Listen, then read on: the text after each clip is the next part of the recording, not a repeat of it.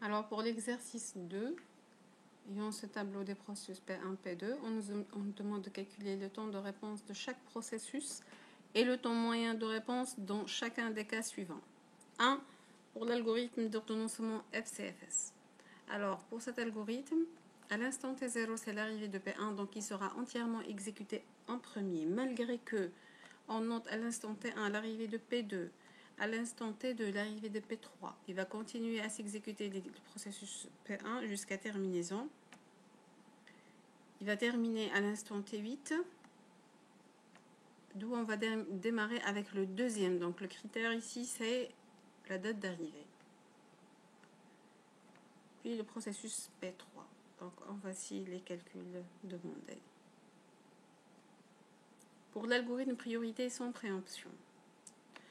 Alors, on va essayer de surveiller pour mieux comprendre la liste pré. Donc, on va commencer avec une liste pré vide. À l'instant T0, on verra l'arrivée du processus P1 qui va commencer son exécution.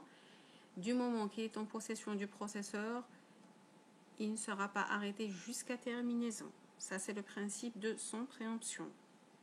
Malgré qu'à l'instant T1, c'est P2. Puis, donc, dès l'arrivée, le processus P2 sera placé dans la liste pré avec une priorité égale à 1. À l'instant T2, c'est l'arrivée du processus P3. Aussi, il sera inséré à la liste pré. La liste pré, elle est triée par ordre de priorité. Donc, P2 sera toujours en tête avec une plus haute priorité qui est égale à 1, puis P3. À la fin de P1, c'est celui qui est à la tête de la liste pré qui sera le nouveau élu. C'est le processus P2 avec une priorité 1. Il va s'exécuter jusqu'à terminaison. Là où l'ordonnanceur va sélectionner le processus à la tête de la liste pré qui est le seul, c'est le processus P3. Alors, il terminera à l'instant T est égal à 13. Voici les calculs demandés. Avec l'algorithme de priorité avec préemption, en commençant par une liste vide, à l'instant T0 c'est l'arrivée du processus P1, il va s'exécuter pendant une unité de temps parce que à l'instant T1 c'est l'arrivée de P2. Une fois P2 arrivé, on le verra inséré dans la liste pré avec une priorité égale à 1. Donc c'est une priorité avec préemption. Ça veut dire que l'ordonnanceur va réordonner à cet instant, à ce top horloge, l'ordre d'exécution du processus. Alors dans ce cas, P2, il a une priorité de 1. Cependant, P1 a une priorité de 3. Donc c'est P2 qui l'emporte. Il y aura un échange de l'élu. Donc P2 continuera à s'exécuter malgré qu'à l'instant T2, on verra l'arrivée de P3, mais avec une priorité inférieure qui est égale à 2. Donc il sera inséré dans la liste pré. Il sera à la tête de la liste pré parce qu'il a une priorité supérieure à celle du processus P1, mais il ne va pas interrompre P2 parce qu'il a une priorité inférieure à P2. À la fin du processus P2, l'ordonnanceur va sélectionner le processus qui se trouve à la tête de la liste, sachant que la liste est triée par ordre de priorité. C'est le processus P3 qui va s'exécuter jusqu'à terminaison, puis l'ordonnanceur va mettre le processus P1 qui est le seul dans la liste pré pour qu'il puisse s'exécuter jusqu'à terminaison. Voici les temps demandés. SGF.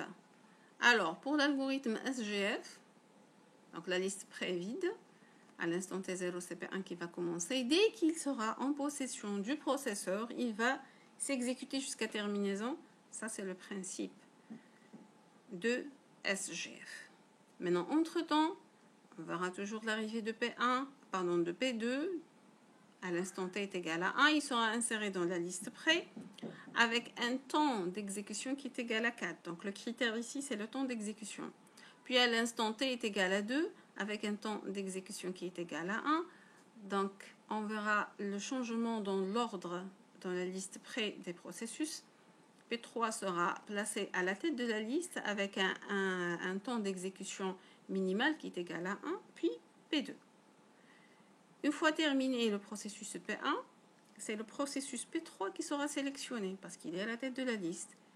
Puis, une fois terminé P3, c'est le reste seulement le processus P2 dans la liste près, donc c'est le seul à s'exécuter jusqu'à terminaison.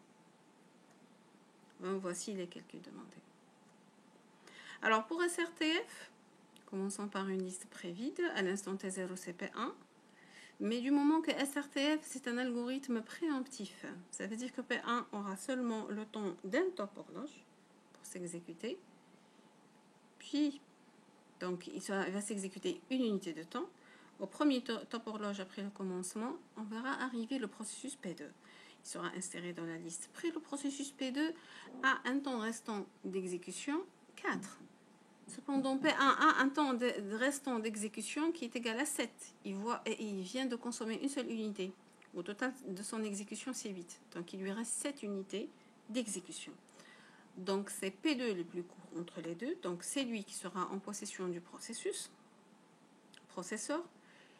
À l'instant t est égal à 2, on verra arriver le processus P3 qui sera inséré dans la liste près. Donc, la liste près, elle comporte le processus P1 et on a rajouté le processus P3. Elle est triée selon le temps d'exécution, donc du plus court au plus long. C'est P3 qui sera à la tête de la liste. À ce top horloge, il y aura une comparaison, donc l'ordonnanceur va sélectionner un nouveau élu s'il y a lieu. Il va comparer entre le temps restant de P2 et celui du processus à la tête de la liste. P2 a consommé une unité d'exécution parmi 4, donc il lui reste 3 unités. Cependant, P3, il lui reste une seule unité d'exécution. Donc le minimum, c'est P3. Donc c'est P3 qui sera le nouveau possesseur du processeur. Il va s'exécuter pendant une unité de temps. À l'instant t est égal à 0, il prendra fin. Alors dans ce cas, parmi la liste près, alors la liste près a changé du moment qu'on a sélectionné P3 pour cette exécution. C'est P2 qui est à la tête de la liste. Il a été inséré dans la liste près avec un temps restant est égal à 3, donc ça le met à la tête de la liste. Une fois qu'on a terminé P3, c'est P2 qui sera le nouveau élu. Du moment qu'il n'y a pas un autre processus entre-temps, qu'il y a un temps d'exécution plus court, donc il va s'exécuter jusqu'à terminaison. Une fois terminé, l'ordonnanceur va prendre un processus de la liste près, c'est le seul, CP1, il va s'exécuter jusqu'à terminaison. Voici les calculs demandés.